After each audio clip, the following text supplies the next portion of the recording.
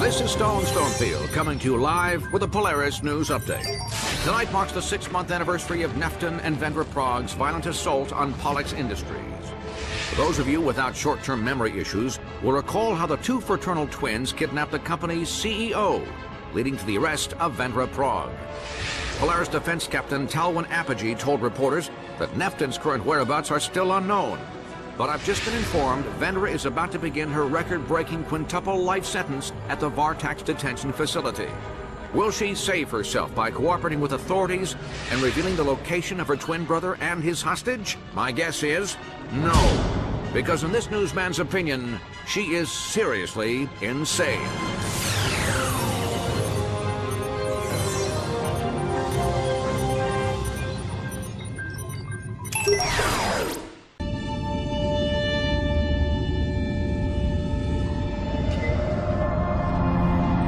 Should be good enough here, but I'm pretty sure things got nasty here.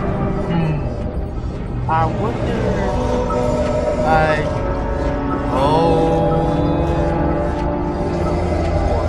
This is a whole lot bad. It should be a whole lot. Ouch! Well, you were right. We must have picked up some Terra tropes when we flew through the asteroid belt. What do you think? Ratchet? Oh, sorry. I believe we simply need to recouple the ion converter. All right, let's get to it. This is hard. Okay, let's open it up and... Ah, crap. Got my MV drive. Here you go. Thanks, pal. Incoming holocom from Apogee, Talwin. Hey, Ratchet!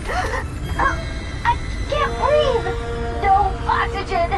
Light flashing before my eyes! You're not listening. I'm dying! No, you're not. Oh, fine. You know, you laughed the first time I did that. I found it to be quite humorous. Thanks, Clank.